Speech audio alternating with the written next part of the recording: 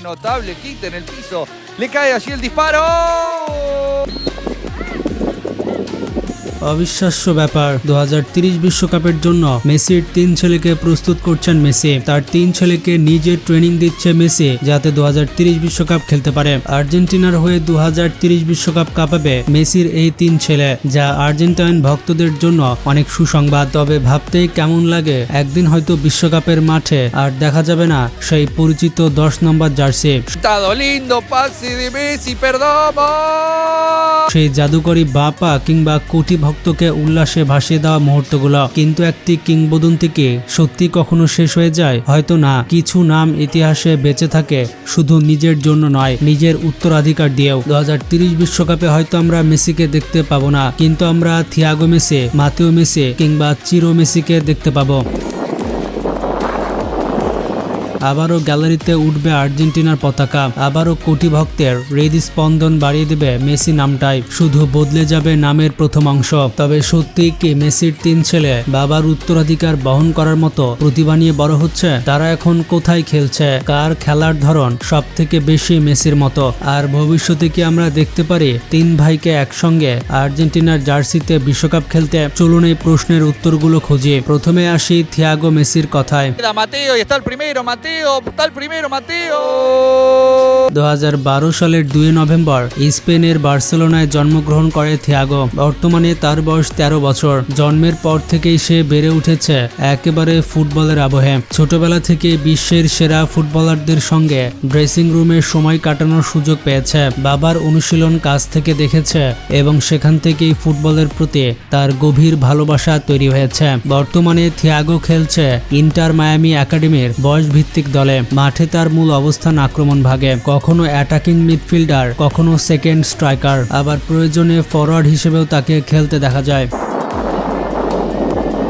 তার সবথেকে বড় শক্তি হচ্ছে নিখুঁত পাস দেওয়া, খালি জায়গা খুঁজে নেওয়া এবং ঠান্ডা মাথায় ফিনিশিং করা। অনেক কোচের মতে থিয়াগোর খেলার ধরন বাবা লিওনেল মেসির হুবহু অনুকরণ নয়, বরং সে নিজে গোল করার চেয়ে দলকে খেলাতে বেশি স্বাচ্ছন্দ্য বোধ করে। অনেকেই তার মধ্যে জুলিয়ান আলভারেজ কিংবা পাওলো দিবালার মতো বুদ্ধিদীপ্ত মুভমেন্ট এবং আক্রমণাত্মক চিন্তাভাবনার মিল খুঁজে পান। তবে সে এখনও বিকাশের পর্যায়ে রয়েছে, তাই এত অল্প বয়সে নির্দিষ্ট কোনো খেলোয়াড়ের সঙ্গে তুলনা করাটা খুবই তাড়াহুড়ো হয়ে যাবে। ইতিমধ্যে ইন্টার মায়ামির হয়ে একটি আন্তর্জাতিক যুব টুর্নামেন্টে শিরোপাও জিতেছে থিয়াগো, যার ফলে তাকে ঘিরে সমর্থকদের আগ্রহ প্রতিনিয়ত বাড়ছে। সবথেকে গুরুত্বপূর্ণ বিষয় হলো স্পেনের জন্ম হলেও ভবিষ্যতে আর্জেন্টিনার হয়ে খেলতে চায়।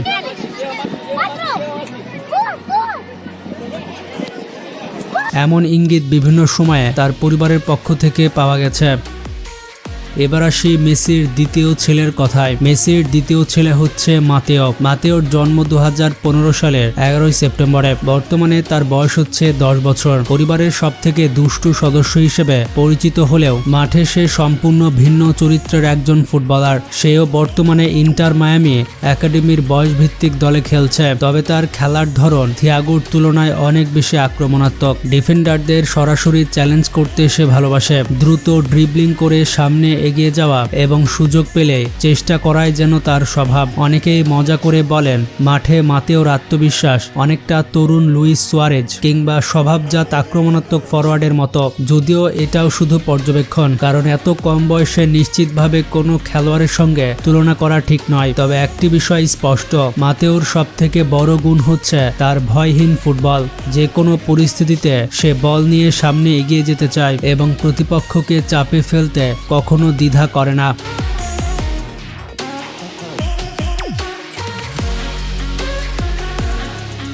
এবার আসি সব থেকে ছোট ছেলের দিকে। মেসির 3 নম্বর ছেলের নাম চিরো মেসি। চিরো মেসির জন্ম 2018 সালের 10 মার্চ। বর্তমানে তার বয়স হচ্ছে 8 বছর। 3 ভাইয়ের মধ্যে সব থেকে ছোট হলেও ফুটবলের প্রতি তার আগ্রহ মোটেও কম নয়। সেও ইন্টার মায়ামির বয়সভিত্তিক প্রশিক্ষণ কার্যক্রমের সঙ্গে যুক্ত রয়েছে। যেহেতু সে এখনো ফুটবলের একেবারে প্রাথমিক ধাপে রয়েছে, তাই তার নির্দিষ্ট পজিশন কিংবা খেলার ধরন নিয়ে এখনই কমেন্ট করা খুব তাড়াতাড়ি হয়ে যাবে। তবে পরিবার থেকে প্রকাশিত বিভিন্ন ভিডিওতে দেখা যায় বল নিয়ন্ত্রণের প্রতি তার স্বাভাবিক দক্ষতা রয়েছে এবং খেলাটাকে সে ভীষণ উপভোগ করে। আর এত অল্প বয়সে এটাই সব থেকে বড় ইতিবাচক বিষয়।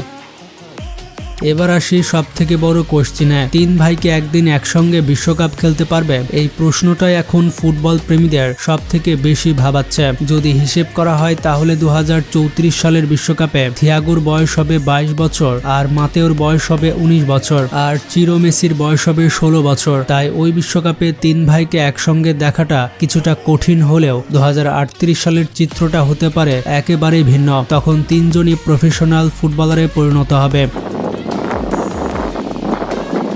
যদি তারা ধারাবাহিকভাবে নিজেদের উন্নতি করতে পারে, বড় ধরনের ইনজুরি এড়িয়ে যেতে পারে, ক্লাব পর্যায়ে নিজেদের প্রমাণ করতে সক্ষম হয়, তাহলে ভবিষ্যতে আর্জেন্টিনা জাতীয় দলের হয়ে তিন ভাইকে একই সঙ্গে মাঠে দেখাটা মোটেও অসম্ভব কোনো স্বপ্ন নয়। তবে শেষ প্রশ্নটা অনেক বেশি কঠিন, তারা কি বাবার মতো কিংবদন্তি হতে পারবে? সত্যি বলতে লিওনেল মেসির মতো একজন ফুটবলার শত শত বছরে হয়তো একবারই জন্মগ্রহণ করে, তাই এখনই তার তিন ছেলের কাছ থেকে মেসি মানের পারফরমেন্স আশা করাটা বাস্তবসম্মত নয়।